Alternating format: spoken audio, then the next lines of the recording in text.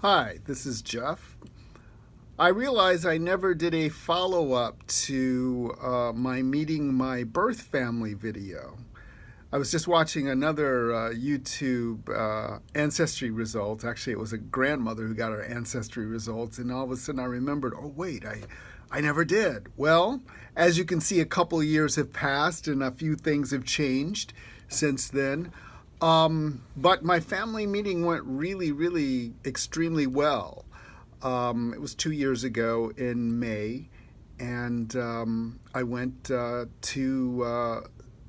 St. Paul, Minnesota, which is where I'm from, and my two younger sisters met me at the airport, so it was really nice. And then we had lunch together, and a few days later, my youngest sister had a get together at her house where I got to meet my aunt and uncle and a whole bunch of cousins.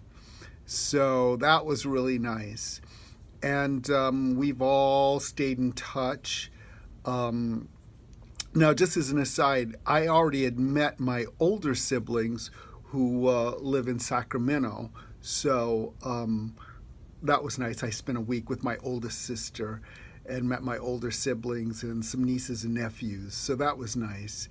And I now go up twice a year, spend a week with my sister and my brother in law, go visit my brothers, or one of my brothers who lives in the Bay Area comes up to visit.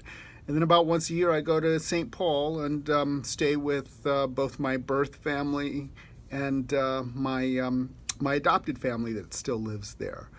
And actually, the two families have started to merge together. So every once in a while, say my cousin on my adopted side is in Costco, runs into my sister.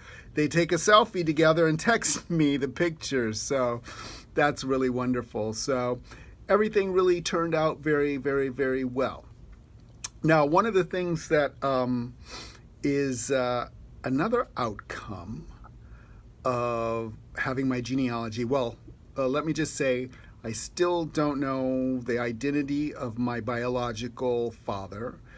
That's still a mystery to me, although there are some people in Ancestry that I am related to on that side, but I have yet to have any contact with them. The closest is about a second cousin, or it might be a first cousin once removed, I don't know. But he has never responded to my messages, so until that point, I won't really know anything about my biological father. However, on my biological mother's side, I have started to do, or I've been doing, genealogy research, and it has opened up quite a door, to say the least. What happened was my youngest sister sent me a family tree that she put together that went back to two great grandparents. My yes, my great grandfather was named Joe Brock, and his wife was Lilla Leek. Leek was her maiden name.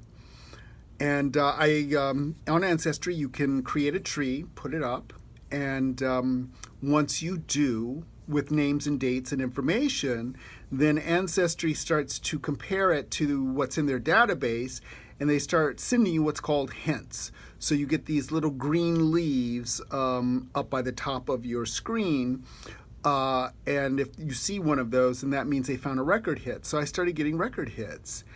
And now I was already told that our family immigrated from Iowa to Minnesota. So I started getting information, including my great-grandparents' marriage certificate, or really the entry for their marriage license in a book. I guess they used to enter them into physical books. So I had that, and they named or listed the names of their parents. So I had the names of my great-great-grandparents for each of them. And eventually, long story short, it led me to a family named Goins. And turns out the Goinses are the oldest African American family in the U.S., going back to the 1600s. So that amazed me that I could suddenly go back that far. But then it turns out my maternal grandfather's last name was McGehee, and he shortened it, or the family shortened it to McGee. Well, my DNA matches to a white family named McGehee, and they too go back to the early colonial period, and then I can trace some of their roots back to Europe. So that's amazing too. I did forget to mention on the Goins side, I'm able to identify who I believe may be my first African ancestor, who may have been from Angola. So the genealogy part has been wonderful.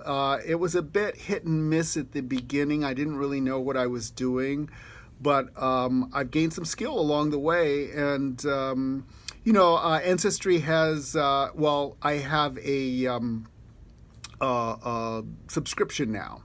So if you have a paid subscription to it, you have access to something they call Ancestry Academy, which is a bunch of videos which really basically teach you how to do genealogy research.